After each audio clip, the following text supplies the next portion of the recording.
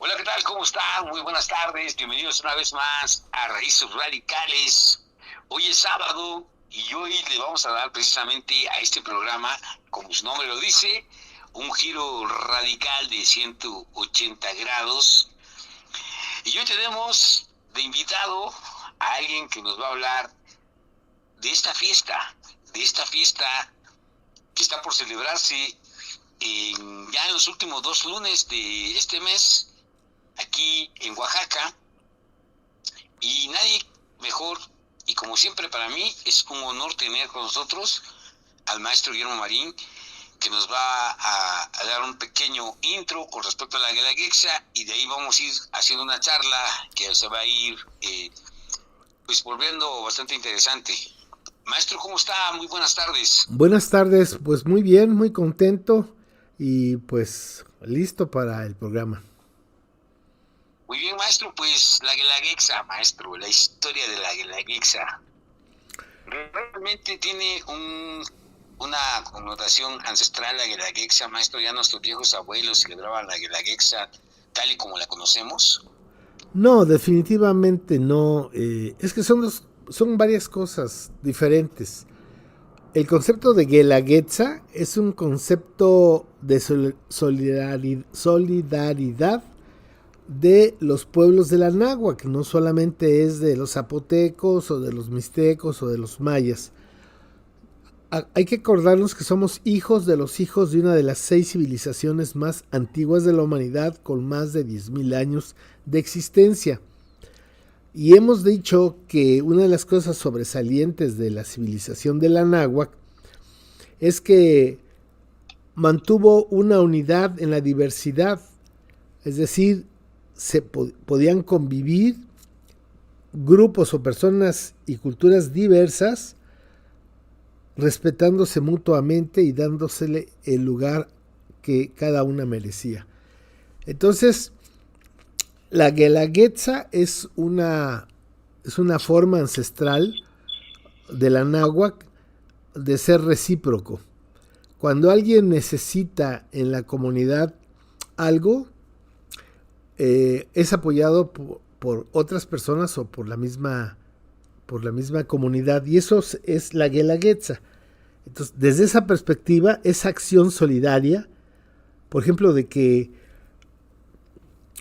Moisés, por ejemplo, Moy va a cumplir 15 años y se le va a hacer una fiesta, ¿no?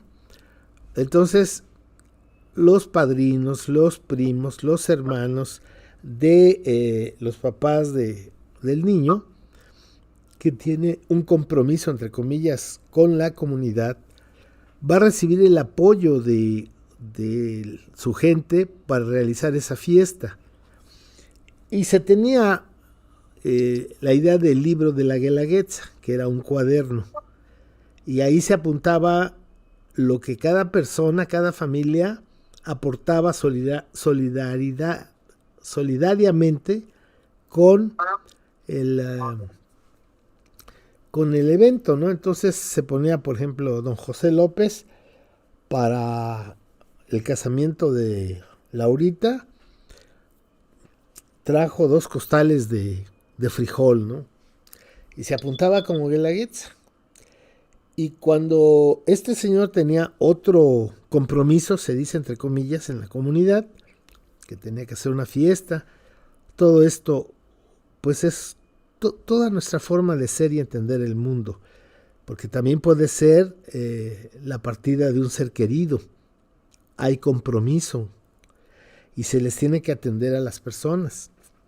Entonces, la Guelaguetza es una institución ancestral, milenaria, de solidaridad entre personas, entre familias y hasta entre comunidades. Es muy común, por ejemplo, en la Sierra Juárez, que cuando un pueblo tiene su fiesta patronal, otro pueblo vecino y a veces no tan vecino, por ejemplo, le manda a la banda del pueblo a la fiesta, ¿no? O, por ejemplo, le puede enviar chocolate, pan, mezcal, pues para salir del compromiso. Entonces, ese es el concepto de la Guelaguetza. Y ese concepto además permite sabiamente el reparto de la riqueza, la distribución de la riqueza. Eso es muy importante. Además hay que pensar que nuestros abuelos no tenían dinero, no usaban dinero, no había propiedad privada.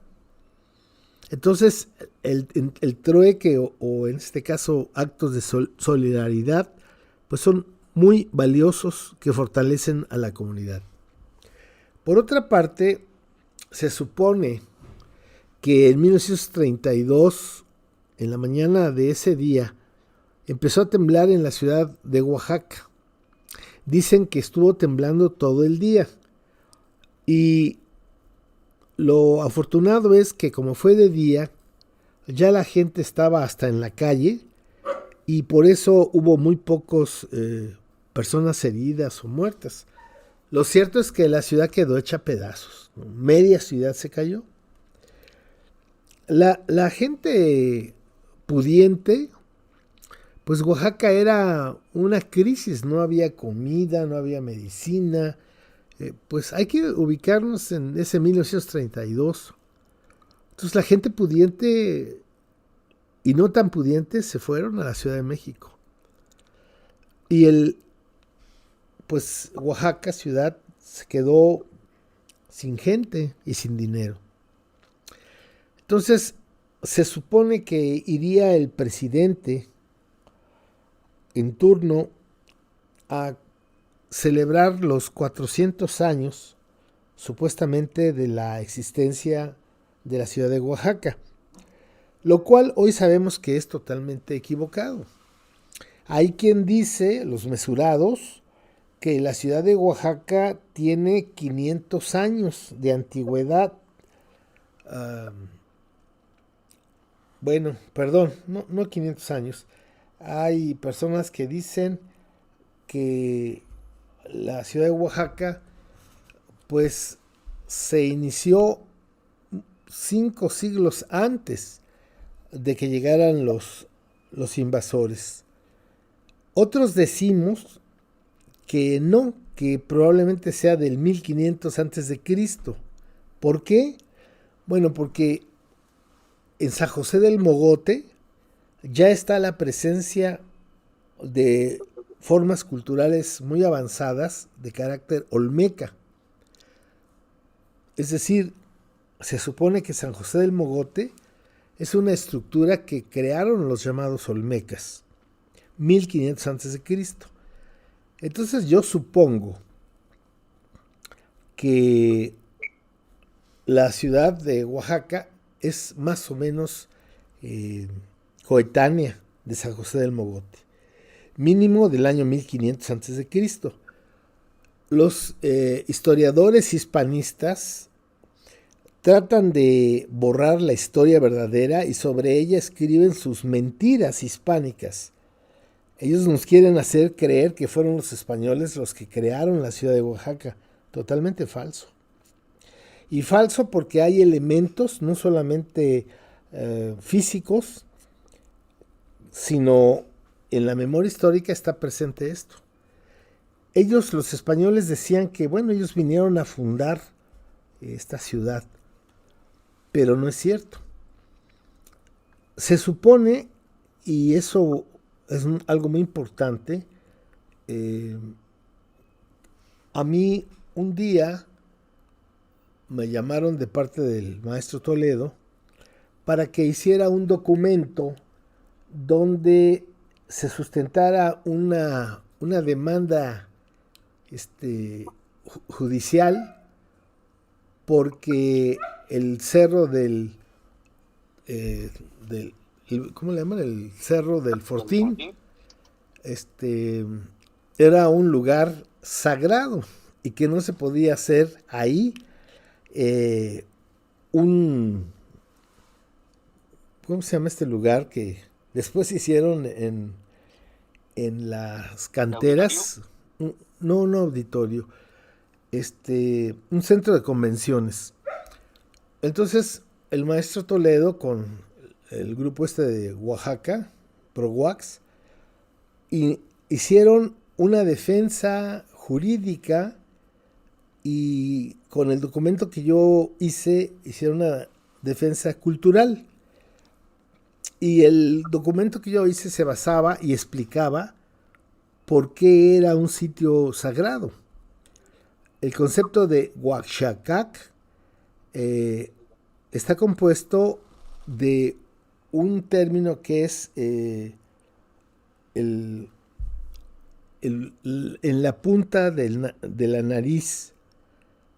Y así se habla de muchos pueblos o de algunos pueblos que tienen en náhuatl, tienen esa palabra. Oaxaca. ¿Guajes? No. Oaxaca es un sitio sagrado. ¿Por qué? Bueno, porque la tierra es un ser vivo. Y ese ser vivo siente y está en contacto con sus hermanos del cosmos, con el sol, con la luna, con los planetas. Es algo que hoy nos cuesta mucho trabajo entender, porque siempre llevamos la cabeza viendo hacia los pies y poco volteamos a ver la mecánica celeste, las estrellas, los movimientos de la luna. Y los abuelos que lo hicieron por milenios, diariamente hacían registros de la mecánica celeste. Por eso lograron tener o construir el calendario más exacto de la humanidad. Entonces, esta idea de que la Tierra es un ser vivo y que tiene nódulos de energía donde la energía baja del cosmos y también sube de la Tierra hacia el cosmos. Y esos lugares en náhuatl se decían nariz, la nariz de una sierra. El más conocido que tenemos en México es justamente el Tepeyac, donde en la sierra de Guadalupe salen una serie de cerros uno tras otro de mayor a menor y se meten hacia el valle. Y los que han estado, que han tenido la gracia y la fortuna de estar visitando a nuestra madre querida Tonantzin, lo que antiguamente fue ese Tepeyac, Tepec es piedra y Yac es nariz. Entonces, los que estuvieron en esa nariz siempre era un lugar sagrado donde la energía de la Tierra subía al cosmos y la energía del cosmos bajaba a la Tierra. Por eso eran lugares con mucha energía donde la gente efectivamente se podía sanar. Entonces, el más famoso de esos es obviamente el Tepeyac, que la gente lo quiere, los hispanistas lo quieren ubicar en la cultura mexica, pero pues es muy, muy anterior a la llegada de los mexicas. Y entonces hay otro que se llama Tepeaca, pero que su nombre correcto en náhuatl es Tepeyacac, porque ahí también hay una cordillera que termina y en punta hay agua, hay un manantial de agua y esa agua es sagrada. Entonces en Oaxacac también hay una punta, una nariz, porque sale de la cordillera, sale una serie de cerros y se meten al valle. Entonces, para el caso de nuestra ciudad, esos cerros van a terminar justamente donde por algo los españoles pusieron el templo de el templo de se me fue el nombre. ¿Santo Domingo? No, donde está ¿cómo se llama? El gobierno municipal, el palacio municipal. De la Soledad. La Soledad, correcto. Entonces, fíjate qué interesante. Ese Yac baja de la Sierra Juárez y llega a ese punto, llega al plano. Si lo observas desde arriba, desde las fotografías aéreas, se ve muy claramente cómo es una nariz que se mete al valle. Y en la punta de la nariz está una fuente de agua natural, subterránea. Y esa agua, digo, era sagrada. Entonces, los españoles, cuando llegaron y se dieron cuenta de la magnitud de estos yac, sea Tepeyac o Huachacac o todo esto que les comento, lo trataron de destruir, porque ahí había una construcción anahuaca, zapoteca, por supuesto, y en torno a ese lugar sagrado se había desarrollado, digo yo, por lo menos del año 1500 antes de Cristo. Y hay otras personas que piensan que no, que arrancó con la construcción de Monte Albán, de Dani Becci, por eso dicen 500 antes de Cristo. Sea como fuere, es un lugar sagrado. Y en el Tepeyac, los que hayan ido, arriba hay un lugar, no muy arriba, pero iniciando el cerro, que le llaman el Pocito. Ese justamente es el lugar sagrado. Es el punto en que se conecta la mecánica celeste con la mecánica terrestre. Entonces, Huachacac es un lugar ancestral. Y es tan importante como Juquila, como Chalma, como todos estos lugares sagrados milenarios. Entonces, en ese lugar se hacían ceremonias de agradecimiento a aquel por quien vivimos, y eran rituales anuales que se hacían ahí, que nada tienen que ver con la cuestión turística o artística, no, a mí todavía, fíjate, me tocó en la Mixteca ir a un cerro con todas las personas del pueblo, iban cargando sus enseres para hacer una fiesta arriba, y la gente bailaba, comía, y luego nos bajábamos, ¿no? Es una tradición ancestral.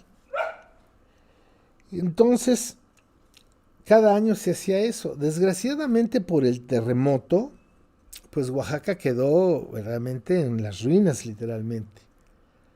Y se pensó entonces, las autoridades de aquel entonces,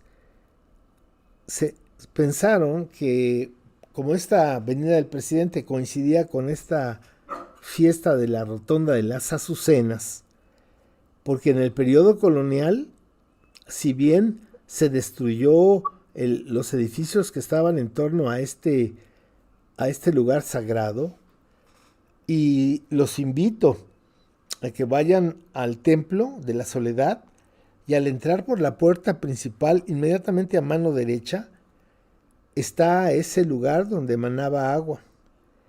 Y lo tienen cercado, hasta con alambre, tela de alambre, porque la gente sabe que ese es el lugar sagrado. Y como no lo pudieron destruir, igual que el Tepeyac, lo hicieron propio. Y entonces ahí hicieron la Virgen de la Soledad. Hay una historia común, una historia hispánica común a muchas ciudades del continente Abyanáhuac, y es la misma historia, Antonio, que venían una recua de mulas, y como esa calle que ahora llamamos Independencia era la entrada a la ciudad, una mula se desvió y fue a caer muerta ahí donde estaba el venero, y llevaba una caja, y en esa caja había una figura que decía la Virgen de la Soledad. Y es ahí donde se comienza a hacer el espacio hispánico católico, pero que tenía una antigüedad de siglos atrás. Entonces, es un lugar sagrado. Yo le dije al maestro Toledo que lo que necesitábamos hacer no solamente era defender al cerro de que no hagan construcciones, porque hasta arriba hay una serie de antenas y cosas que no deben de estar ahí. Y tampoco es el Cerro del Fortín, es el Cerro de Oaxacac. Y necesitamos volverlo a hacer un centro de energía espiritual. Pero bueno, esa es otra cosa. Entonces, la comunidad decidió que como no había recursos y que venía el presidente, pues hacer lo que ellos llamaron en principio un homenaje racial. Porque antes no se hablaba de cultura, sino de razas. Imagínate qué atrasados estábamos, qué colonizados estábamos.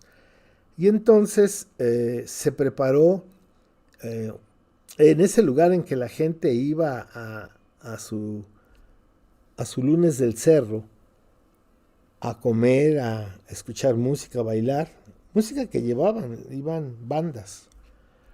Entonces se pensó hacerle un festival al presidente. Y se invitaron a las delegaciones de las regiones y vinieron, obviamente, y al presidente se le presentó entre comillas, homenaje racial. Dicen que cuando les tocó su turno a una comunidad de la Sierra Norte, antes de comenzar su danza, se acercaron y le dieron una serie de productos de la comunidad, y que era su guelaguetza, que se la daban al presidente. Obviamente que el presidente no sabía lo que significaba la guelaguetza, y ya que se regresaron a bailar, pues le explicaron al presidente lo que era la guelaguetza. Cuando terminó la presentación de esta comunidad, la jovencita que había llevado por delante la entrega de la guelaguetza, le dijeron al presidente que en Guelaguetza le pedían una escuela. En aquella época, una escuela era una obra de gobierno, no es como ahora. Por eso, hacia la estación de trenes del tren de Oaxaca, existe lo que era la casa de Porfirio Díaz, la casa paterna, que después se convirtió en una escuela, ahora es una escuela, pero viene desde aquella época.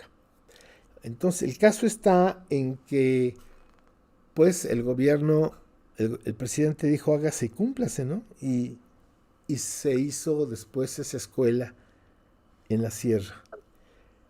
Para el siguiente año, como les fue muy vistoso, porque además se les pidió a las comunidades que si podían traer cosas que representaran frutas, que representaran a su región. Y entonces se dio en Guelaguetza, se les daba a las personas que estaban ahí. Y es ahí donde nace esa idea de que los que participan regalan cosas a las personas que van a visitar y conocer la Guelaguetza.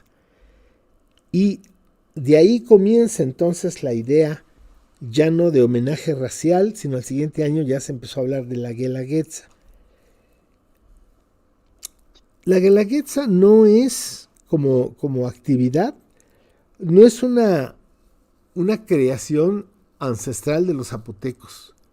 Sí está sustentada en una actividad de Guelaguetza, de solidaridad, y no podemos negar eso, pero tampoco podemos decir que es muy original de la época antes de la invasión española. Ahora, esa Guelaguetza fue cambiando.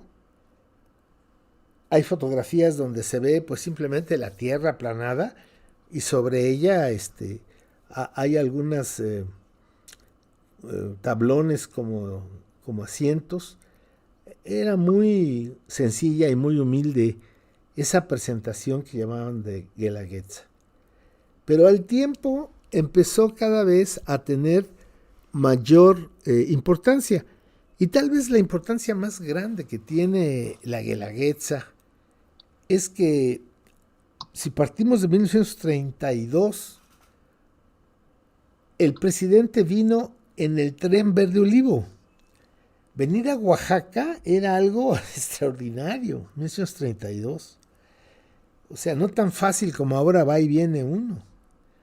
Y entonces se empezó a transformar la Guelaguetza en una actividad interna del estado de Oaxaca, que desgraciadamente se ha perdido.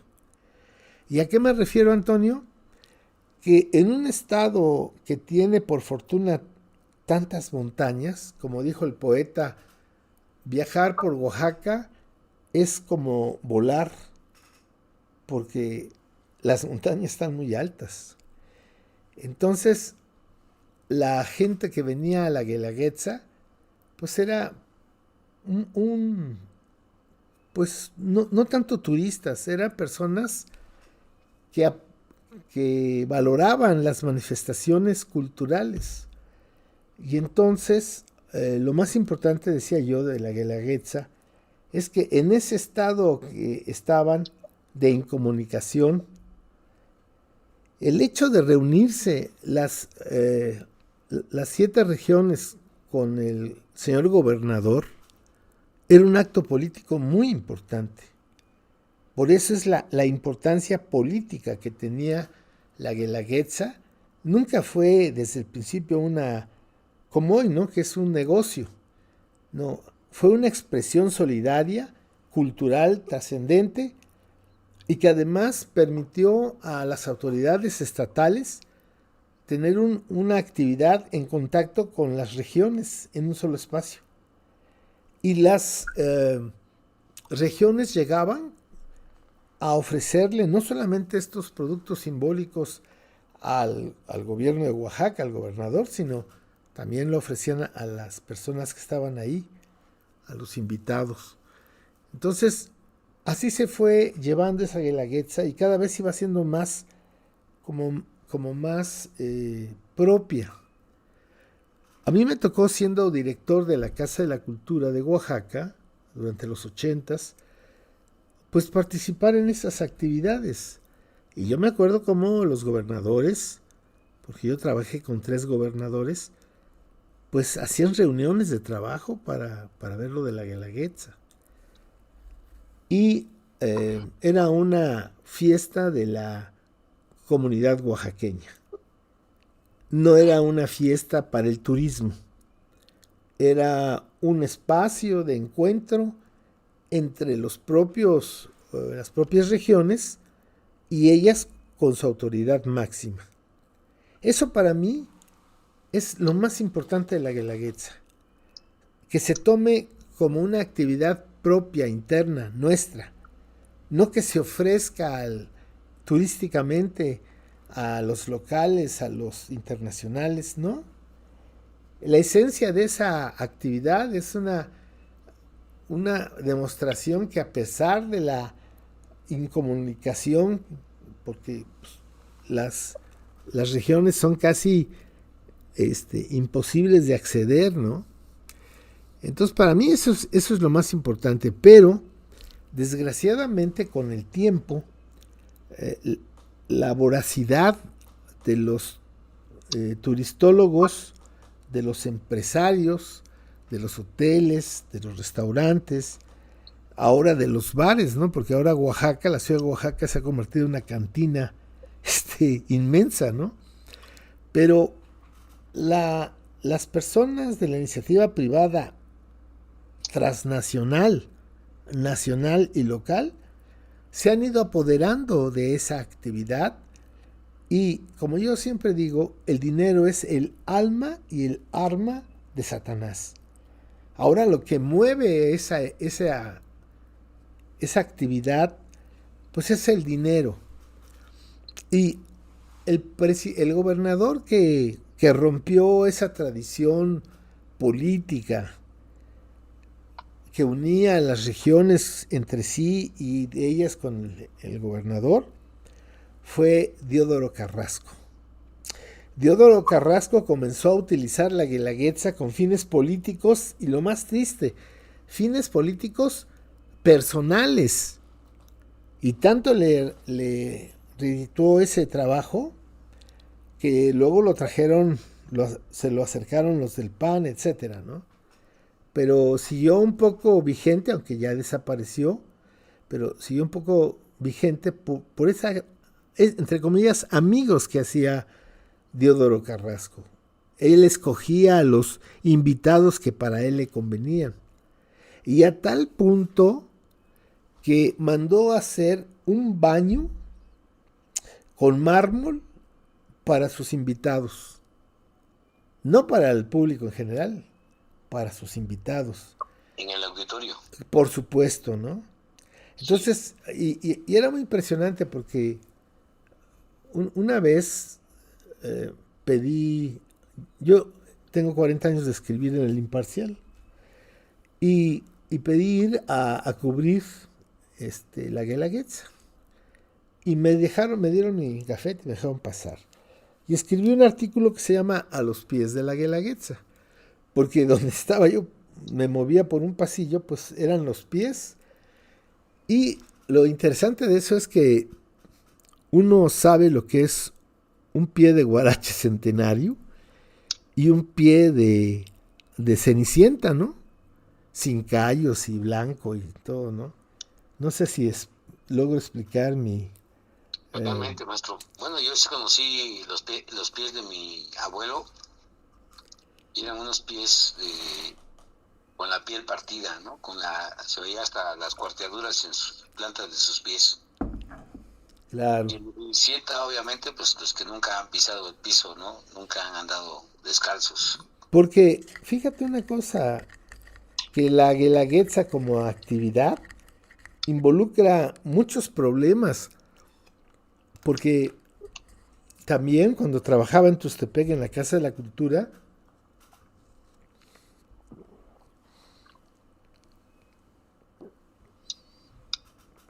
perdón, al fin que le puedes cortar, ¿no? Que me tomé mi medicina. Sí, maestro. Hay verdaderos, pues, cotos de poder en los distritos, y el ir a Oaxaca a la Guelaguetza, no, hombre, personas pudientes que tenían sus hijos en la Ciudad de México o en el extranjero venían a bailar. No todos, ¿verdad? Pero se daban esos casos. Y lo que quiero simbolizar con ello es que entonces la Guelaguetza no solamente tenía un espacio político en el cerro del Fortín, como llaman, sino que llegaba a las regiones. Y hubo casos, ¿no? Muy desagradables de imposición de la autoridad de sus hijas, de sus hijos, para que vinieran a ese, entre comillas, magno evento. Entonces, también la Guelaguetza política comercial, pues afectaba a las regiones, porque era un máscara contra cabellera el estar dentro de los escogidos para ir a representar su región. Entonces, a través del tiempo, también deben de acordarse que uno subía y bajaba por las escaleras que le llamábamos el Fortín. Y en las partes al lado de las escaleras se ponía la industria oaxaqueña a funcionar a marchas forzadas. Me refiero que nuestra gente ahí vendía comida, quesadillas, aguas, tlayudas. Y uno iba subiendo, bajando, pero comiendo, ¿no? Esa era la Guelaguetza, ¿no? Que era nuestra, era propia nuestra. Y al tiempo, pues, las empresas transnacionales y nacionales se empezaron a apropiar de este evento y lo empezaron a utilizar pues de una manera brutal como hoy, ¿no? Lo triste de todo esto, Antonio, es que tanto las autoridades, con todo respeto, como decía don Andrés, como los mismos empresarios, desconocen hasta la fecha los valores y los principios de la cultura ancestral de la náhuatl en lo que hoy llamamos el estado de Oaxaca. Claro. Ellos utilizan, ellos monetizan, ellos privatizan, pero no saben nada. Por eso hemos visto que, por ejemplo, un gobernador, Murat, pues como buen árabe, como buen libanés, creo que es libanés, este, pues dijo que dos eran muy pocas, ¿no? Que había que duplicarlo. Tú entiendes, ¿no? Lo que es el negocio. Sí, sí, sí. Entonces, si se hacían dos, ¿por qué no se hacían cuatro? Y todavía no nos ha faltado, pero no creo que falte mucho tiempo para que otro diga seis, ¿no? Y otro que diga, no, pues el mes de julio es de Guelaguetza, sábados y domingos, por la mañana y por la tarde. Entonces es la historia de la gallina de los huevos de oro. Es la voracidad de esa gente, de los comerciantes, pues ha destruido la Guelaguetza. Pero también la rapiña política, la irresponsabilidad de los funcionarios que se han vendido a las autoridades, a los pues hegemones económicos. Y bueno, hoy la Guelaguetza es pues es un evento, pues no sé cómo llamarlo, ¿no? Es un evento denigrante para los que son verdaderamente oaxaqueños. Y cuando digo verdaderamente oaxaqueños es que lleven a Oaxaca en su corazón. Y para otros pues es un buen business, ¿no? Es un tiempo en el que se empiezan a hacer una serie de actividades ilógicas algunas, otras tomando como base la cultura, las manifestaciones culturales, porque fíjate que había un comité de autenticidad. Imagínate qué cosa tan medieval, medio de la colonia, ¿no? Un grupo de personas ajenas a la danza, ajenas a la cultura, y que se decían expertos en las tradiciones culturales del estado de Oaxaca. Ellos decían quién sí, quién no. Ellos decían que estaba mal, que no era original y que sí era original. Por eso se llamaba el Comité de Autenticidad. Y me acuerdo, y lo voy a platicar porque es referente, ¿no? Una vez teníamos aquí en la ciudad de Oaxaca a la maestra Lavalle, Chipina Lavalle, un personaje de la danza a nivel nacional, ¿no? Desgraciadamente ya fallecida. Y la Comisión de Autenticidad la invitó a un coloquio con ellos, ¿no? Porque sabían que ella era una persona que sabía mucho, mucho de la danza tradicional de todo el país. Ella y Amalia Hernández eran como los dos puntales de la danza. Y bueno, fuimos, porque yo la fui acompañando, y en pocas palabras, para no darle vueltas a esto, pues le explicaron desde su perspectiva qué era lo correcto y qué era lo incorrecto. Que si el color era azul o era verde. Así, cosas estúpidas realmente, ¿no? Y el tema que estaban tratando es que cómo se atrevían a bailar la danza de la pluma con tenis, ¿no? Que tenían que usar guarache. Y de ahí se agarraron.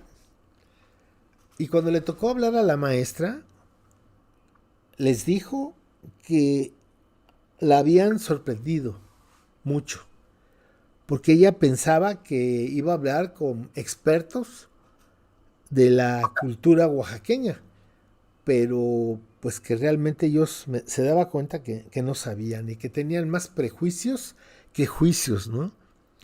Y les dijo, porque me extraña que ustedes estén dictaminando cómo tienen que usar, si tenis o guaraches.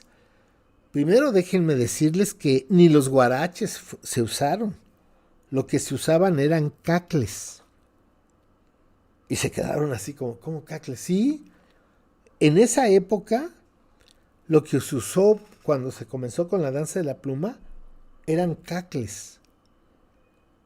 Y me extraña, le dijo la maestra Chepina Lavalle, me extraña que con su comité de autenticidad nunca se hayan dado cuenta que los que llaman los soldados de Cortés son niños que traen el uniforme de policías de Porfirio Díaz, no de invasores españoles, ¿no?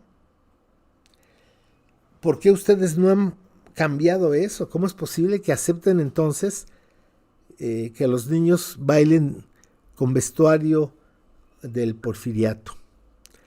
Y bueno, pues les comento esto porque eso es importante. O sea, que haya personas que se crean por encima de todos para decir que sí, que no de la cultura, porque la cultura es viva, no es estática.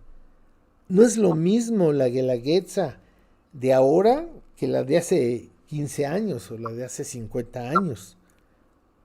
Y la guelaguetza se va transformando. Lo alarmante hoy es que ya el Estado y menos el pueblo tiene capacidad de control cultural sobre algo que ha sido creado por la propia comunidad.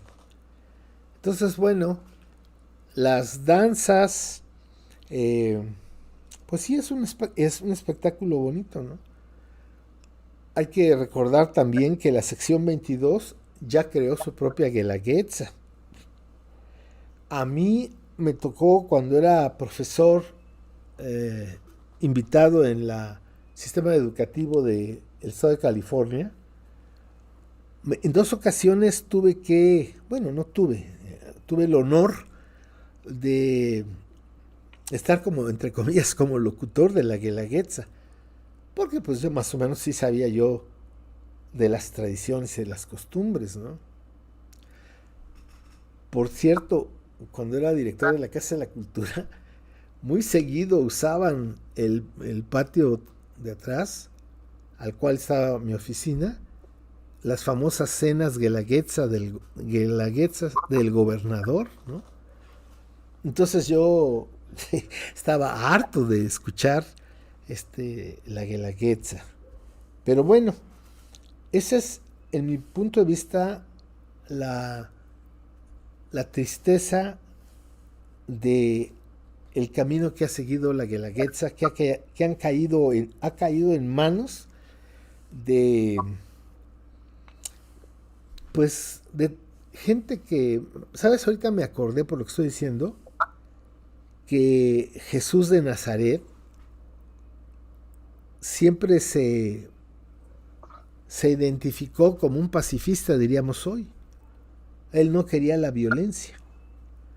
Y en el único momento en que Jesús tomó la violencia en sus manos fue cuando llegó al templo y vio que los comerciantes, los mercaderes, se habían metido a mercar adentro del templo.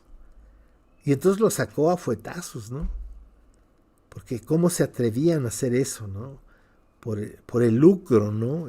Meterse al templo a lucrar. Entonces, pues, me parece algo que hay alguna similitud en el caso de la guelaguetza, ¿no? Claro, y como dice la historia de la gallina de los huevos de oro, pues le están matando a la gallina. Porque además el turismo que tenía Oaxaca, por ejemplo, en los años 70, 80, era un turismo culto. Es un turismo que venía muy agradecido a ver las manifestaciones no solamente de la Guelaguetza, sino de otras fiestas, la comida, los platos tradicionales, en fin. Me acuerdo que en aquella época eran más los visitantes de Francia y de Canadá y de Estados Unidos. Personas pues con capacidad económica y amantes de la cultura oaxaqueña. Y como hice muchos amigos en California, que muchos creían que yo era oaxaqueño porque yo defendía capa y espada a Oaxaca, allá en California, me habló un amigo y me dijo que iba a venir a la Guelaguetza, pero que él quería que yo le dijera cuál era la original, porque ya había 4. Y le dije, ¿quieres que te diga la verdad? Sí, me dijo. Pues ninguna. Ninguna es original. ¿Original de qué? Que lo bailaban nuestros abuelos zapotecos antes de la llegada de los invasores. No es cierto. No es cierto. No había guelaguetza, no había... Sí había ceremonias a Tepeyolotl, que es a los cerros. Los cerros tenían una relación con las comunidades. Literalmente, una relación con las comunidades. Entonces el sentido espiritual, místico, trascendente que tuvo en su día la Guelaguetza, a pesar de que fue construida, entre comillas, por una desgracia que fue el terremoto del 32, pues bastantes años, bastantes decenios, los oaxaqueños bien intencionados la mantuvieron. Pero a partir de Diodoro Carrasco, la Guelaguetza pues se convirtió en una mercancía, en un producto turístico. Y es de alguna manera como por ejemplo la Secretaría de Turismo Federal ha creado este abominable programa de pueblos mágicos. Es denigrante ese programa porque unifican a los pueblos por parte de la Secretaría de Turismo, les dicen qué colores les dan las pinturas, o sea, hacen sets para el turismo. Y cuando las manifestaciones espirituales de una tradición cultural ancestral se monetizan, cuando lo que importa es el dinero, entonces, como el caballo del español, se muere. Entonces, creo que la Guelaguetza pues ya dio todo lo que tenía que dar, entre comillas, porque ya se la quitaron al pueblo. Y por eso acabo de ver en los camiones aquí en Oaxaca, que en la parte de atrás dice tales secciones gratis, ¿no? O sea, las de arriba, cuando era todo del pueblo, ¿no? Ahora ya hay secciones, hay pagos. Entonces, yo creo que la Guelaguetza que conocimos ha muerto. Así lo veo, Antonio. ¿Cuánto cuesta un boleto, maestro, para entrar a la Guelaguetza en los primeros lugares? No sé. ¿No tiene idea? Bueno, pues más o menos le voy a decir cuánto cuesta aproximadamente. Para el 21 de julio del 21 el lunes 21 de julio, en los primeros palcos está aproximadamente en 4,750 pesos. Fíjate. Y luego también dice Guelaguetza del Tule, maestro. 520 pesos la entrada en la del Tule.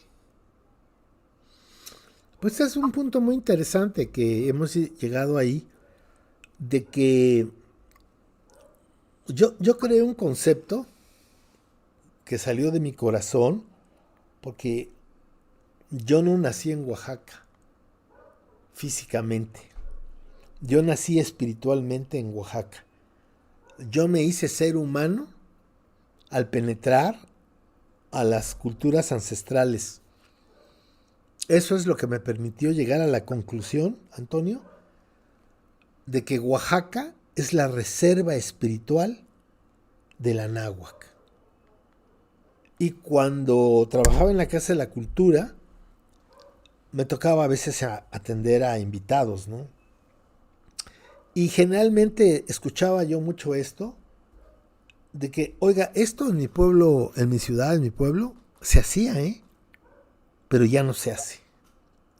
Es decir, dijimos que somos una civilización con lenguas, platos, comida, etcétera, diversa, pero todas están sustentadas en una matriz de conocimiento llamada Toltecayotl. Entonces, cuando eso se pierde, cuando esa estructura filosófica se pierde por la avaricia, por la voracidad, pues entonces ya no tiene sentido. Ya no tiene sentido. Y lo más triste es que estas personas del gobierno y de la iniciativa privada creen que la gente es tonta y que van a tomar como algo original, algo que algún día fue original en el sentido de nacido del corazón del pueblo de la ciudad de Oaxaca. Pero ahora, primero, la ciudad de Oaxaca ya está llena de extranjeros. En primera también, la ciudad de Oaxaca está en manos de 2, 3 supermillonarios que están comprando casas y casas a diestra y siniestra, porque creo que van a hacer un mall de una ciudad.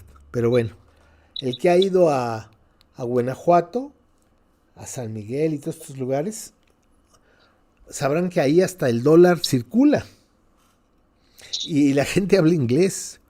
Y nosotros vamos para ese camino, ¿no? Pero creo que necesitamos revertir, sí se puede, sí se debe, revertir la valoración de lo propio nuestro, sobre todo en el carácter artístico espiritual, porque esa es la esencia de ese evento. Es un evento, o fue o debe de ser, un elemento aglutinador que fortalezca, que enriquezca la identidad cultural y espiritual del estado que tiene la mayor pluralidad lingüística, cultural del país. Entonces tenemos un gran desafío por delante, Antonio. Claro, maestro, totalmente de acuerdo. Algo que me gustaría meterle un poquito de reversa, maestro, al inicio del programa, hablaba usted de Huachiacá. Y yo recuerdo que cuando iba a la escuela, nos platicaban los maestros la historia de Oaxaca. Y nos decían, es que hay muchos guajes y que Oaxaca significa guajes hasta en la punta de la nariz por la cantidad de estos árboles que se dan. Y a la gente que me pregunta, yo todavía no sabía, que yo lo que sabía le decía eso, ¿no? Es que como ahí se da mucho el guaje, pues es que siempre huele a guajes, entonces los guajes se huelen, ¿no? Son una fruta, una verdura, no sé, pero es muy olorosa. Además es antiparasitaria, ¿no? Parasitaria, perdón. Y huele a guajes en Oaxaca. Yo eso es lo que nos enseñaron, maestro, en la escuela. Claro, pero es que lo que tú no sabías es que tus profesores tenían un abuelito español. Exacto. Sí. Y ahorita me quedé muy sorprendido con lo que nos platica con respecto a los cerros, que son cerros impresionantes, Oaxaca. Para mí un cerro que siempre me gustaba observar, el Cerro San Felipe. Uh-huh. Era un cerro también hermoso. Claro, fíjate que yo me he hecho amigo personal de el Cerro de San Felipe. Y aunque no lo creas, yo me encomiendo a él. Yo platico con él, porque desde mi casa lo veo claramente. Y yo sé que Él me ha protegido. Yo sé que Él me ha permitido llegar a la profundidad de esta maravillosa ciudad llamada Oaxaca, que desgraciadamente pues está en manos de políticos corruptos, ineptos e ignorantes y de voraces comerciantes, ¿no? Pero yo pienso que lo que nos puede liberar, perdón, lo que nos puede liberar, lo que nos puede ayudar es justamente la propia cultura. Hay gente ignorante que dice, y que además trabaja en los proyectos de cultura de los estados, vamos a rescatar la cultura, dicen. Y yo siempre los paro en seco y les digo, o les decía, ¿verdad? Que es al revés. Es la cultura la que nos puede rescatar a nosotros, no nosotros a la cultura. Es una falta de respeto, una falta de conciencia y de conocimiento. Pero mira, eso es en todo México. Es un país imaginario. Es un país que crearon los criollos para los criollos. Ese es México de ellos. De Carlos Slim, de Germán Larrea, de este señor Salinas Pliego. Ellos son los mexicanos. Y nosotros, ellos son hijos del Fobaproa. Y nosotros que somos hijos de la CONASUPO, que nos dicen mestizos, que creen que y dicen que hay un mestizaje. No es cierto. No es cierto, no hay mestizaje. Porque el mestizaje es un proceso dialéctico que implica un par de opuestos complementarios que voluntariamente se unen para formar un tercero diferente a los dos que le crearon. Pero aquí en México, comenzando con Malinche, que fue violada por Cortés y que tuvo un hijo que le llamó Martín Cortés. Y eso nos lo quieren vender como que ahí nació el mestizaje en México. Totalmente falso.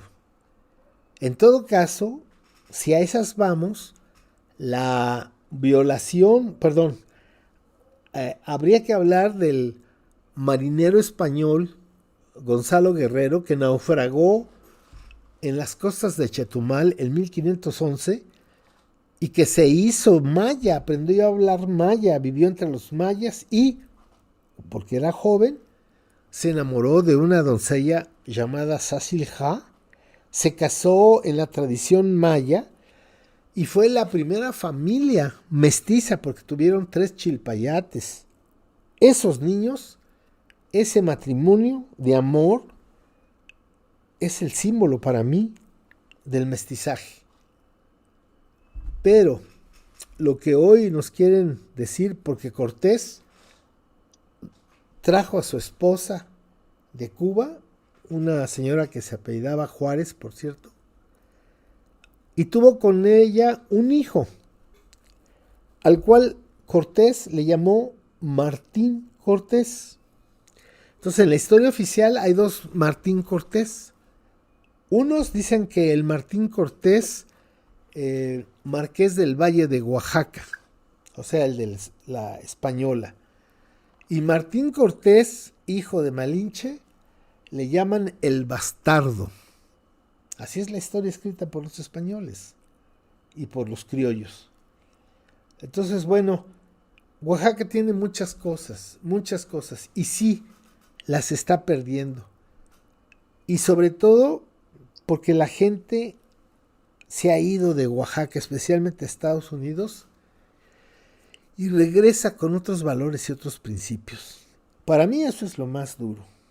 Así que, pues tenemos que defender las manifestaciones espirituales que están en nuestra cultura. Así lo veo, Antonio. Claro, maestro. Yo creo que es importante que nosotros como oaxaqueños conozcamos nuestra propia tierra y esa cultura que nos puede salvar, porque no la vamos a rescatar nosotros, como se dice, sino ella nos rescata a nosotros.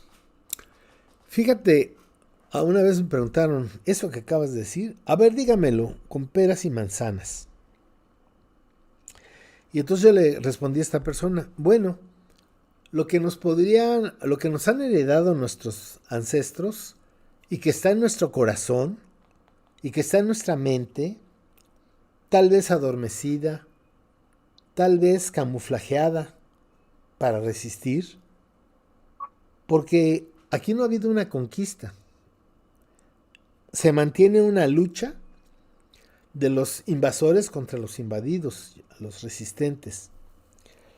Entonces, nosotros necesitamos retomar toda esta sabiduría para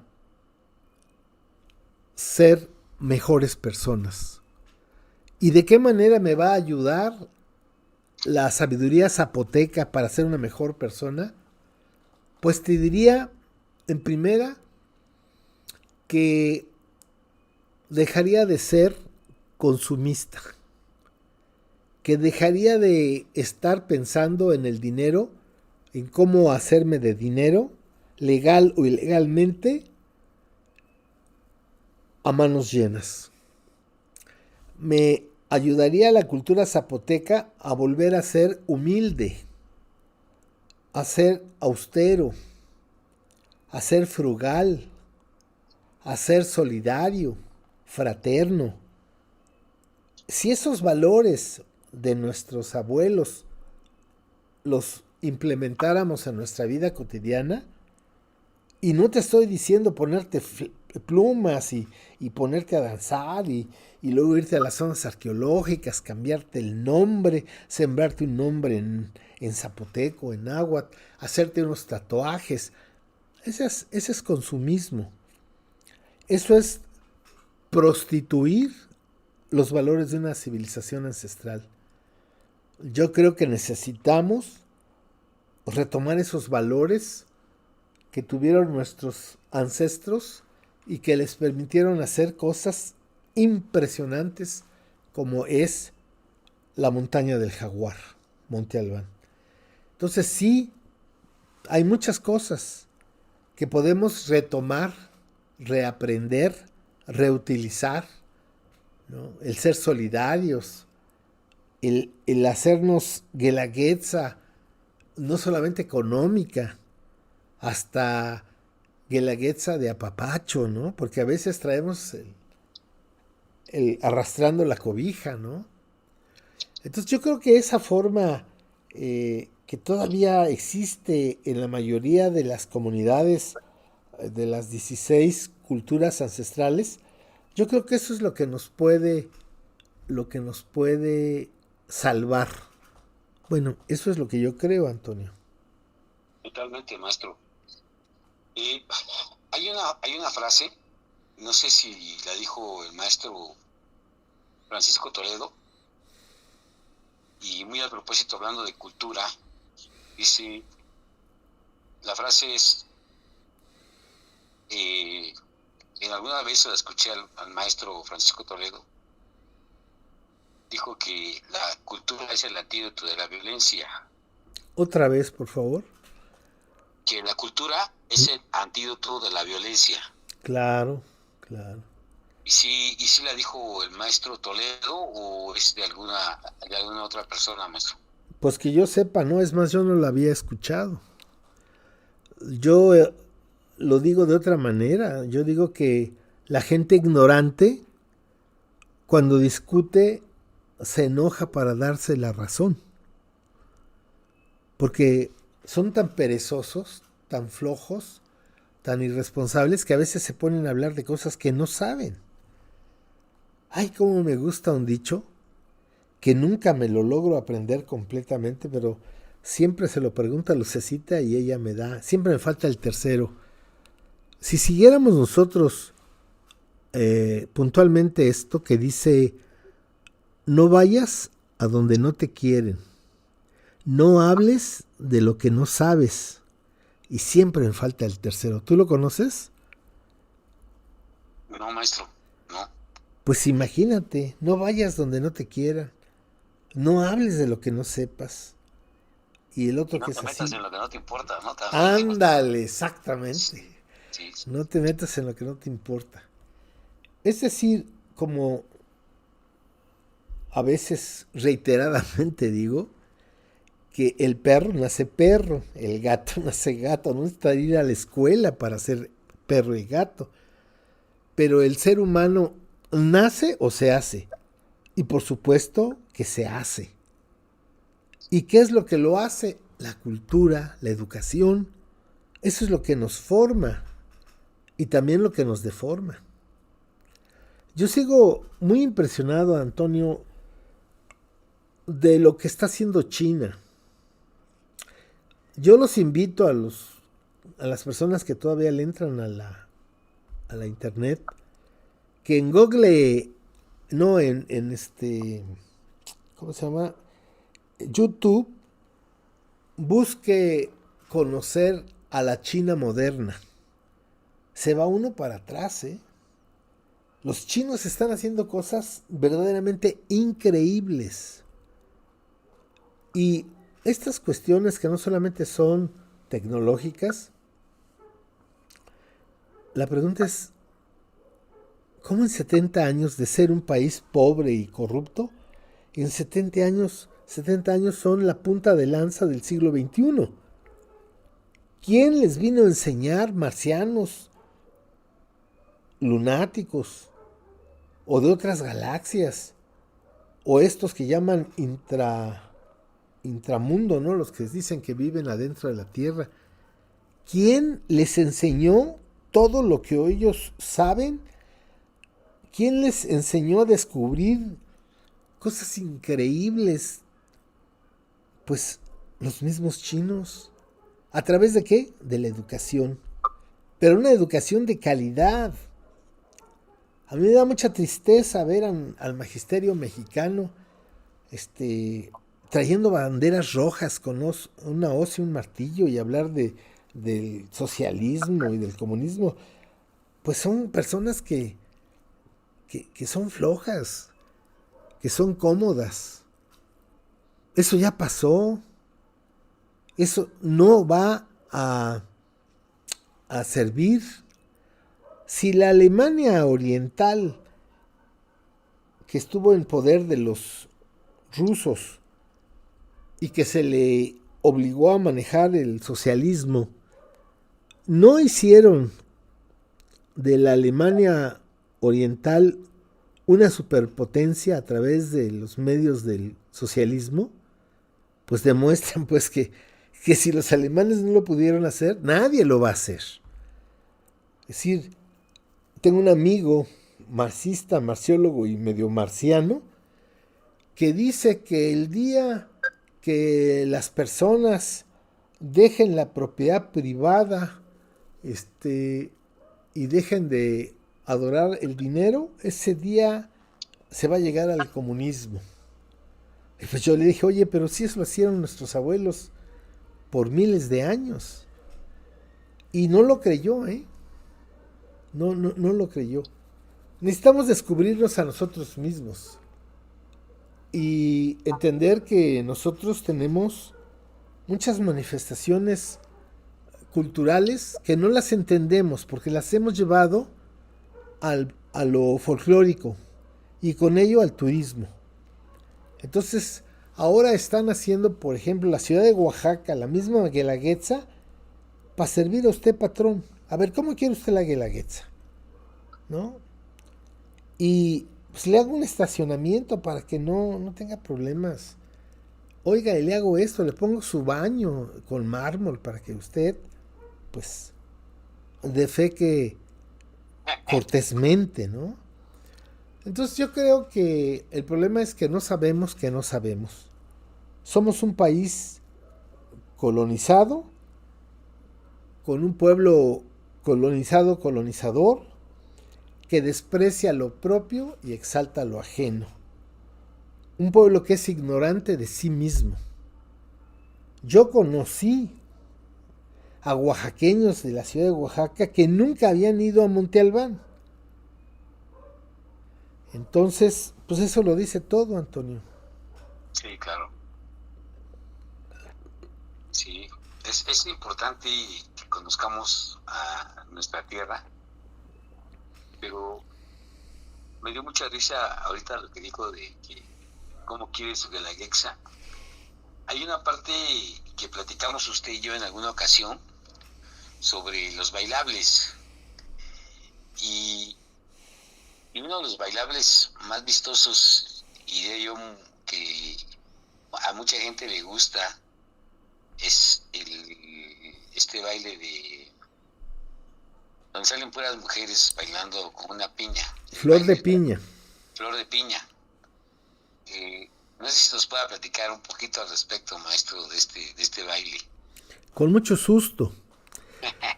Mira, un gobernador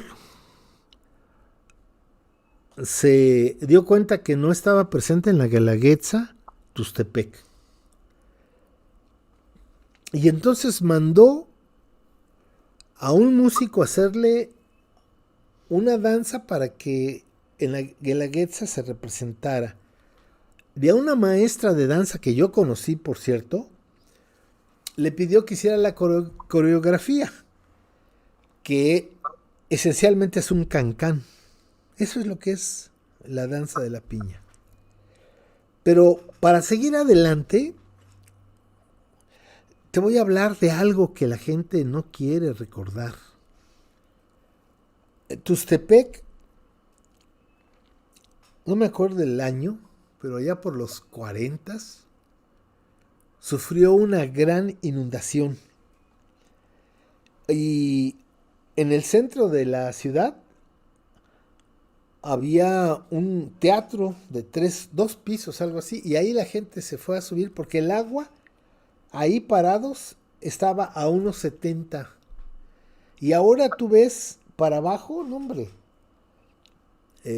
no sé cuántos metros, pero unos 30 metros o 20 metros para abajo, está lo que queda del río de las Mariposas. Y todo lo demás, plano. Entonces, el agua arrasó todo. Y muchas familias chatinas murieron. Se las llevó el agua.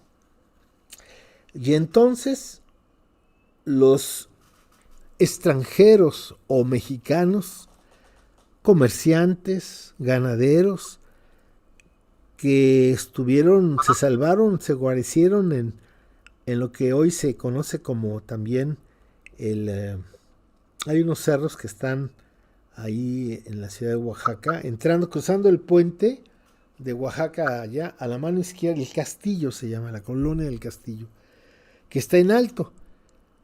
Y ellos, cuando bajaron las aguas, tomaron las tierras que no eran de ellos, que eran de los pueblos ancestrales, la mayoría, humildes campesinos, indígenas. Y es ahí donde salta la riqueza de este grupo de personas prohispanistas que desprecian, me consta porque trabajé ahí, desprecian la cultura indígena y exaltan sus blasones hispánicos. Bueno, pues esta gente se presenta en la Guelaguetza, supuestamente imagen de los pueblos chinantecos de la región. Pero se presentan solamente sus huipiles en manos de las güeritas, así les dicen, de las güeritas que bailan flor de piña. Me acuerdo que una vez alguien dijo que las de flor de piña tenían que bailar descalzas. Hombre, se dieron una quemada porque había cemento, ¿no? Y entonces imagínate. Es una tristeza que un pueblo tan grande, tan importante, con un legado cultural inmenso, una de las 6 civilizaciones más antiguas de la humanidad, sea un pueblo ignorante de sí mismo. Y como dice don Andrés, lo que no es analógico suena metálico. ¿Por qué es que la gente no tiene recuerdo de dónde viene, de quiénes fueron sus antepasados, su cultura ancestral? Porque entre más ignorantes seamos de nosotros mismos, seguiremos consumiendo la Coca-Cola, las pizzas, uh, tratando de ser lo que nunca vamos a ser y tratando de aparentar lo que nunca vamos a poder lograr. Aunque te pintes el pelo de amarillo, aunque te pongas, bueno, yo a veces le digo a mi esposa, Lucecita, es que esa señora no tiene espejo en su casa. Una señora, a cada rato las veo no pasan de unos 60 de altura y como con 120 kilos de peso. Pero además con mallas ajustadas y con camisetas ombligueras. Oye, eso es terrible, ¿no? O como la gente los jóvenes que van a las boutiques y se compran pantalones carísimos hechos pedazos. Eso ya es la sin razón. Ya esas personas ya tronaron. Por eso se entiende el consumo de drogas, porque ya nada te satisface. Ese es el gran y triste legado que les hemos dejado a los jóvenes hoy. Y me hago responsable, ¿no? Claro, maestro. Híjole, bueno, es que ahí probablemente yo tenga un poquito de, como, me surge un poquito de, como de, no sé, recuerdo, yo todavía me tocó vivir parte de la década de los 70s y hasta la fecha, ¿no? Viviendo en esta época. Recuerdo aquellos pantalones acampanados, así acampanadísimos, que usaron alguna vez, que estuvieron muy de moda.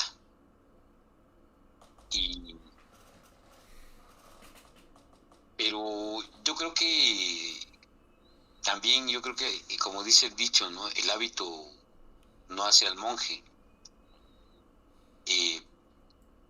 En este caso de las señoras que se ponen ropas extremadamente apretadas y con sobrepeso, pues hay que entenderlas, ¿no, maestro? Porque son parte de esa colonización. Son víctimas. Exactamente, sí, son exactamente víctimas de esa colonización. Y yo creo que, pues, decirles que están en decadencia o que son ignorantes, pues es que como usted lo ha dicho, ¿no? Nosotros somos también parte de tenemos mucha culpa en que estas personas, pues, no sé si se sientan cómodas, no tengo la menor idea, no sé si se sientan a gusto, yo creo que sí. Diría yo que son comodinas. Sí, se sienten como a gusto, ¿no? Entonces, pues, no les interesa a lo mejor lo que piensen de ellas, porque al final de cuentas, pues, a lo mejor más les alcanzó como para comprarse ese tipo de, o ya les quedó grandes, eran cuando estaban jóvenes y se pusieron, ya fueron engordando y ya no les queda otra, ¿no? No hay solvencia económica como para comprarse una ropa más, que les vaya un poquito más a la proporción de sus cuerpos. Pero en el caso de los jóvenes que usan los pantalones rotos, a mí me llamó mucho la atención. Yo tengo un conocido, un amigo, que es enfermero, y me lleva su moto a taller, y lleva sus pantalones rotos, pero y le pregunté una vez que por qué le gustaba usar esos pantalones. Ah, pues es la moda. Ah, bueno, perfecto. ¿Y, ¿Y te sientes a gusto? Sí, bueno, me siento a gusto. Muy bien. Y pero sin embargo, o sea, conoce mucho de su trabajo, es altruista, porque incluso va a curar a personas que encuentran en la calle, él las cura, a personas que no tienen dinero para algo, él compra medicamentos y se los da a estas personas. Es un joven muy altruista, y que pues eso de usar un pantalón roto no le quita su capacidad de ser un joven generoso, bondadoso, y además con, con una... Él vive una guelaguetza interna, yo lo siento, yo lo veo así. Y, y bueno, yo creo que sí, es muy respetable lo que usted piensa al respecto de esas personas, pero a veces también es como que es muy duro, ¿no, maestro? Juzgarlas por eso. Pues como dice el refrán, que todo depende del ángulo en que se miren las cosas. Claro, sí, totalmente. Entonces, yo creo que uno puede pensar genuina y con todo el derecho, uno puede pensar y enjuiciar a esas personas. Lo que para mí no se vale es que vayas y se lo digas, ¿no? Pues quién es uno para decirle a la gente lo que tú quieras, ¿no? Entonces, para mí, el tomar como referencia a eso es lo que me indica que esta civilización se está acabando. Lo que están haciendo, por ejemplo, los judíos en Palestina. Hoy en la mañana vi un video que casi me hizo llorar, ¿no? De que en Palestina, en la zona de Gaza, los soldados judíos, los sionistas, fueron y llevaron un tío vivo, ese juego de, de metal que da vueltas, que se los ponen en los jardines de niños para jalarlo, subirse y dar de vueltas. Se los dejaron ahí y al rato ya había niños y les tiraron una bomba. Ya cuando llegamos a esos niveles, yo creo que la matanza de niños, la matanza de mujeres, la destrucción sistemática de las casas de las personas, la destrucción sistemática de hospitales, escuelas, centros de salud, la prohibición, fíjate, llega hasta la prohibición de que salgan a pescar. Es decir, lo que están haciendo ahorita los sionistas es justamente el último clavo del ataúd de un modelo de vida sustentado en la adoración del becerro de oro que comenzó en 1492. Yo no sé a dónde va a ir la situación con Ucrania, donde Alemania, Francia e Inglaterra, la OTAN, se está preparando para atacar a Rusia. Ellos dicen que en el año 2030 lo van a hacer. Pero yo veo ahí muy tristemente que la CIA, esta empresa Monsanto, pues le han apostado a la guerra, a la matanza de la gente. Y por eso, pues desgraciadamente no dudo que en algún momento pues se haga un estallido mundial, ¿no? Porque cada vez las cosas se van poniendo más pues demenciales. Es decir, que Francia y Alemania quieran atacar a Rusia, pues que no conocen la historia, ¿Qué no saben que Rusia ha sido la tumba de muchos imperios? O sea, y algo que me golpea mucho, Antonio, y de eso estoy trabajando ahorita, es el concepto del patrioterismo, la patria. ¿Quién inventó la patria? Aquí, en el Anáhuac, un puñado de españoles nacidos en España y un puñado de españoles nacidos en el Virreinato crearon los Estados Unidos mexicanos, la patria. Pero cuando las personas, los pueblos se ponen a pelear unos contra otros, y cuando tú te pones un uniforme y te vas al frente, sabes que te vas a morir, porque no vas a un día de campo. Y te vas a morir de la manera más triste y asquerosa. Porque, por ejemplo, ahorita en Ucrania, los soldados son jóvenes que a golpes han sido capturados para ponerles un uniforme y mandarlos al frente. Y dicen que esos soldados no alcanzan a estar vivos una semana. Entonces, ¿cómo es posible que las personas mueran por los intereses económicos de oligarquías?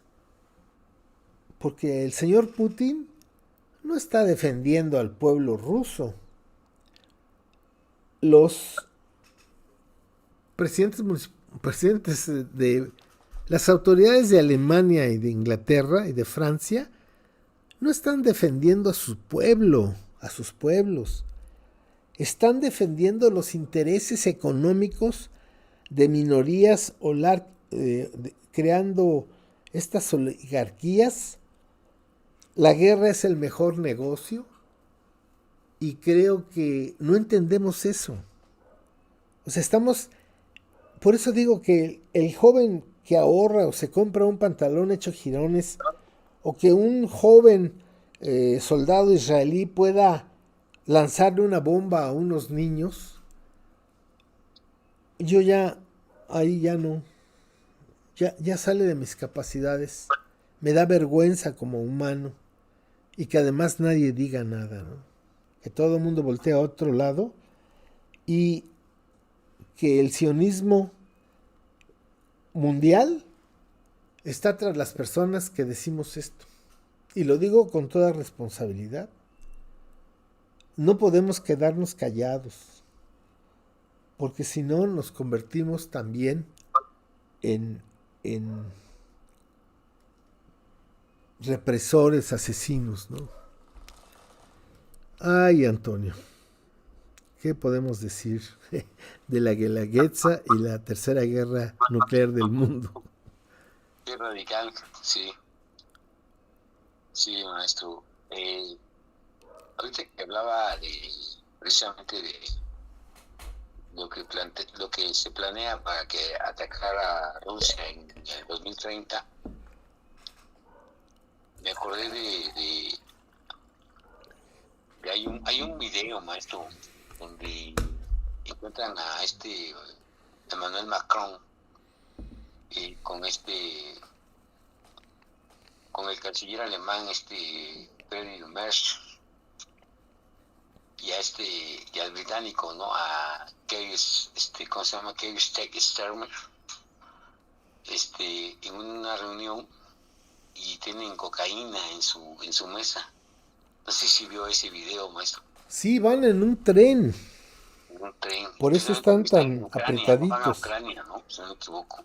Regresan de una reunión, pero por alguna razón, un grave error, que 2 que 3 se quedaron sin chamba. Dejaron que entraran los periodistas, pero con las cámaras ya encendidas. Y Macron es el que la bolsita de polvos blancos la toma y se la mete al bolsillo. Y la mayor parte de las personas que están al servicio de los capitales transnacionales de los bancos, los superbancos, consumen de manera sistemática pues ese tipo de drogas. Y los jóvenes pobres consumen el crack y todas estas fentanilos y todo porque es muy potente y es muy barato, pero muy rápido para morirte, ¿no? Sí. Y ese es el sino de este final de esta civilización occidental, ¿no? Ya ves Claro. lo que acaba de decir los rusos, ¿no?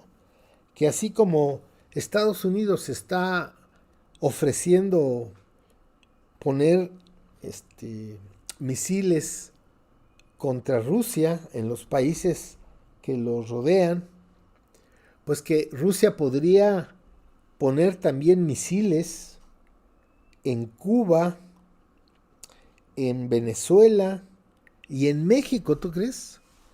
Sí, sí, sí. Entonces, pues estamos... A mí me tocó vivir la crisis de los misiles en 1962. Yo me acuerdo que se reunieron en mi casa, bueno, en la casa de mis padres, que era un lugar muy visitado por gente muy interesante. Mis papás fueron personas avanzadas a su tiempo, creo. Y me acuerdo cómo estaban reunidos ellos, escuchando lo que estaba sucediendo y que venía la flota rusa con misiles de carga nuclear y que estaba la flota norteamericana en línea para no dejarlos pasar. Y decían, y faltan tantas millas, y faltan tantas millas, y voy derecho y no me quito, de los dos. Y en último momento, los presidentes Kennedy y creo que Nikita Khrushchev, no me acuerdo cuál era el ruso, decidieron detener, negociaron. Y entre las cosas que negociaron fue que Estados Unidos tenía que quitar unas bases de misiles en el Cáucaso, y Rusia tendría que quitar de Cuba los misiles, y además se comprometieron los Estados Unidos a no atacar nunca a Cuba. Por eso Cuba es un lugar que está totalmente bloqueado por Estados Unidos. Fíjate que yo fui invitado por parte del gobierno de Cuba a hacer una visita de 2 semanas para conocer la vida cultural de Cuba. Y realmente tú ves cómo esa gente se ha logrado mantener. Todos los coches que tú ves ahí, en buen estado, porque los han mantenido, coches Chevrolet, Ford, Mercury, de la década de los 50. Los edificios, por ejemplo, a mí me hospedaron en un hotel que se llama Rivera, pero que era del año de la cachetada, ¿no? Y sin embargo, esa gente se ha mantenido. Y lo que están haciendo con ¿cómo se llama? Venezuela, pues es más o menos igual. La diferencia es que Venezuela es el país que tiene más petróleo del mundo, la que tiene más gas y la que tiene, ¿cómo le llaman? Tierras raras, algo así. O sea, los venezolanos están encima de un mar de petróleo. Esa es la gran diferencia. Pero bueno, nosotros, como dijo Vasconcelos, tan lejos de Dios y tan cerca de los Estados Unidos. Así es, maestro. Sí, escuché, recuerdo que en algún momento, no sé si, no recuerdo si se llama bien el biógrafo Pacho O'Brien, una biografía sobre Ernesto Guevara de la Serna, y hablaba por qué el embargo a Cuba, y se llevó a cabo porque supuestamente Cuba tenía ya ojivas nucleares, y pues no sé qué sepa al respecto, maestro. Mira, yo creo que los que más sabían eran los de la CIA. Sí, Y yo no creo que los cubanos hubieran tenido ya ojivas nucleares, porque no tenían cómo lanzarlas, ¿no? Y la inteligencia, la CIA, lo habría sabido en su momento. Yo no creo eso, ¿no? Y creo que el hecho de que hayas nombrado al Che Guevara, sí, pues quiero decirte que hoy justamente leí en el periódico que una de las delegaciones de la Ciudad de México que está en manos del PAN sí, mandaron quitar las esculturas del Che y de Fidel que estaban sí, sentados en una banca. Pero para mí, personalmente, Antonio, yo empecé a conocer la trayectoria de Ernesto Guevara y para mí fue un símbolo, fue un arquetipo. Me acuerdo que en una pared de mi recámara pinté pues esa figura mítica del Che Guevara, ¿no? Y para mí el Che Guevara fue y sigue siendo un ejemplo de congruencia, de responsabilidad. Y sí, el Che después del vencer en Cuba pudo haber vivido como un sultán, ¿no? Pero no, él se fue a pelear al a, Congo, a África, sí, ¿no? Y después inició una guerrilla en Bolivia y murió como un guerrillero, ¿no? Con ideales. Y hay un libro, a los que les interese conocer realmente la figura de el Che Guevara, es un libro escrito por él que se llama Pasajes de la Guerra Revolucionaria. Y ahí nos damos cuenta de quién es verdaderamente o quién fue verdaderamente eh, Ernesto Guevara, ¿no? Y que yo lo comparo, no lo comparo, pero lo pongo al lado del subcomandante Marcos. Para mí, fíjate lo que voy a decir, man. Afortunadamente no hay público para que me aviente jitomatazos.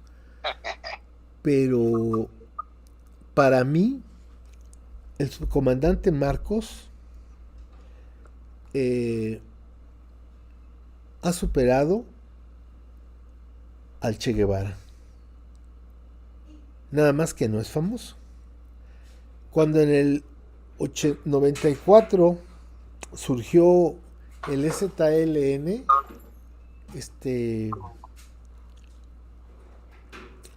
luego la oligarquía y los canchanchanes, los intelectuales, los artistas.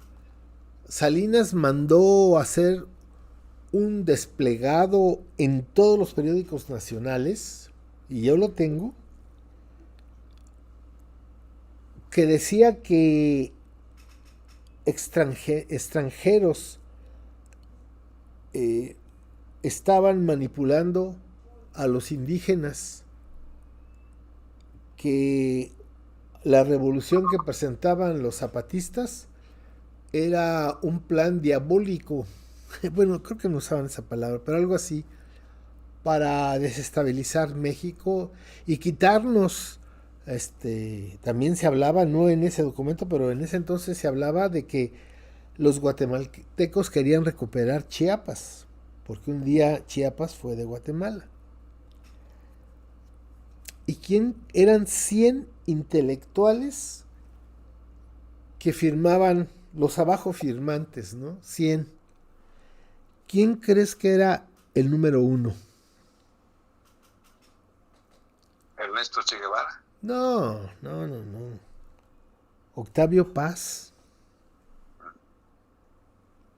Eran artistas, intelectuales, poetas de México, que decían que los indígenas habían sido engañados, así como en 1810.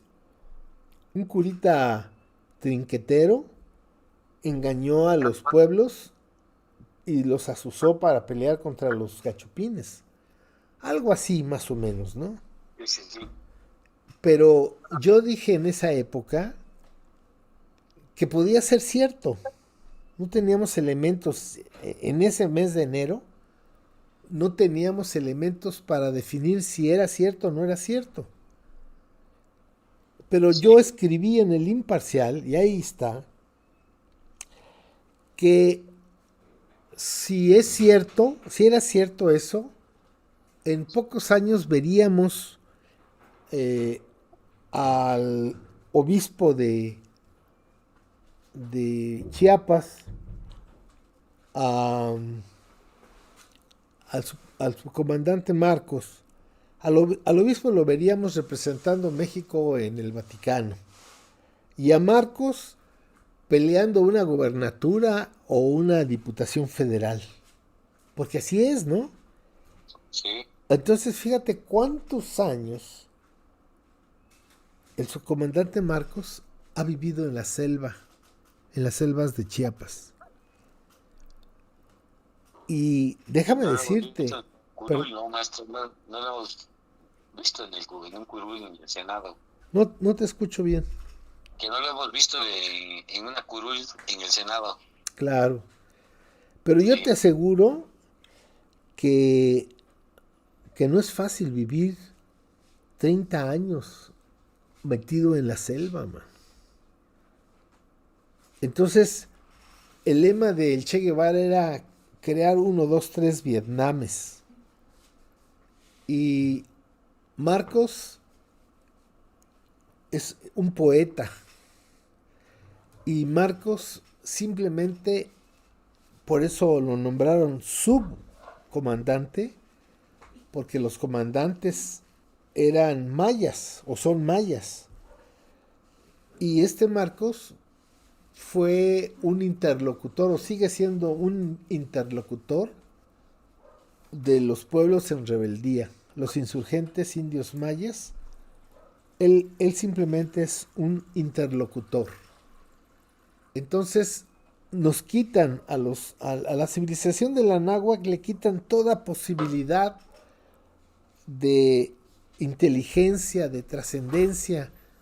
No existe para los criollos la capacidad, según ellos, de que los indígenas o anahuacas puedan hacer pues un gran evento como es eso del STLN. Claro, maestro.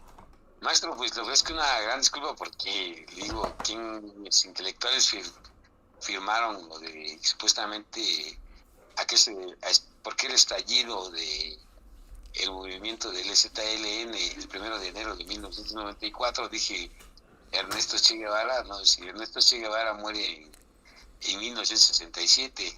Así es. Sí, y dije, perdón maestro por esta ignorancia mía, maestro. Hay una película muy buena, no sé si la viste. ¿Tú no te acuerdas cómo se llama esa película de Che Guevara, Lucita? Diarios de motocicleta, maestro. ¿Cómo? Diarios de motocicleta. Ajá, ajá. Ahí está plasmado, más o menos, el devenir de don Ernesto. que además después se fue a Guatemala a defender el gobierno democrático que fue derrocado por la CIA, y de ahí salió huyendo y entró por Chiapas a México y llegó a la Ciudad de México y aquí trabajaba tomando fotografías en San Juan de Letrán. En ese entonces tú ibas caminando y el fotógrafo llegaba con una cámara así vieja y te tomaba la foto, una impronta. Y luego se acercaba a ti, te pedía la dirección. Y dice Guevara que él se iba caminando a entregar las fotografías. Y una vez Guevara fue a conocer a León Felipe, el poeta español que salió huyendo de España por la invasión franquista. Y pues había una mutua admiración. Y se sentaron los dos en un sillón, largo, de un lado uno y del otro lado el otro. Y el Che levanta la pierna hacia donde estaba León Felipe y la pone cruzada sobre su otra pierna. Y se da cuenta que tiene agujerado, tiene un hoyo el zapato, pues de uso, ¿no? Sí. Un agujero el zapato. Y se apenó el Che y se rió Felipe, el poeta León Felipe, y se puso en la misma posición que él. ¿Y qué crees que había en su zapato? Un hoyo también. También. Maestro, pues básicamente ya estamos llegando a la recta final del programa. La verdad que fue un placer tenerlo ahora sí en Raíces Radicales, este programa que transmite todos los sábados, y como le había dicho al auditorio que íbamos a hablar usted iba a hablar, nos iba a platicar un poquito sobre la Guelaguetza, esta gran fiesta oaxaqueña que ya ha dejado de ser del pueblo. Y qué tristeza. Maestro, a reserva de algo más que guste agregar, maestro, para terminar este programa. Pues yo creo que necesitamos, dicen que no hay ningún camino hacia afuera que antes no se recorra hacia adentro. Y para defender a la Guelaguetza, yo creo que nosotros necesitamos primero caminar hacia adentro, descolonizarnos, oxigenarnos, investigar y conocer quiénes fueron nuestros abuelos. Entonces, pienso que es una forma muy efectiva de defender la Guelaguetza. Muy bien. Pues bien, muchas gracias, maestro. Muchas gracias por su visita a este programa, Raíces Radicales. Y como tal lo he dicho, das un giro de 180 grados que nunca te imaginas que va a pasar en este programa. Bueno, recuerda, yo soy Toño Mora, y muchas gracias al maestro Guillermo Marín por acudir a este programa, y hasta siempre, comandante. Buenas noches, buenas tardes, hasta siempre. Hasta siempre. Muchas gracias. Estuviste en el 107.9 de FM en San Antonio Castillo Velasco, y también por internet, por radiocalenda.caster.fm, que nos escuchan en Chicago, nos escuchan en Los Ángeles, California, y nos escuchan, tenemos también una persona que nos escucha en Venezuela, y también me parece que en Argentina nos escuchan. Hablamos de Che Guevara también, por cierto, y a los que extrañan Oaxaca, allá en Los Ángeles, California. Muchas gracias, un fuerte abrazo, por supuesto, a nuestro auditorio de San Antonino Castillo Velasco, y un abrazo a toda la familia del maestro Guillermo Marín. Muy buenas noches, ya es de noche. Gracias, que tengas un excelente inicio de semana. ¿Por qué? Porque si te fijas en tu calendario, la semana empieza domingo. Muchas gracias, maestro. Hasta pronto. Hasta pronto, gracias a ti. Educayotl AC. Educar para el futuro con la sabiduría del pasado.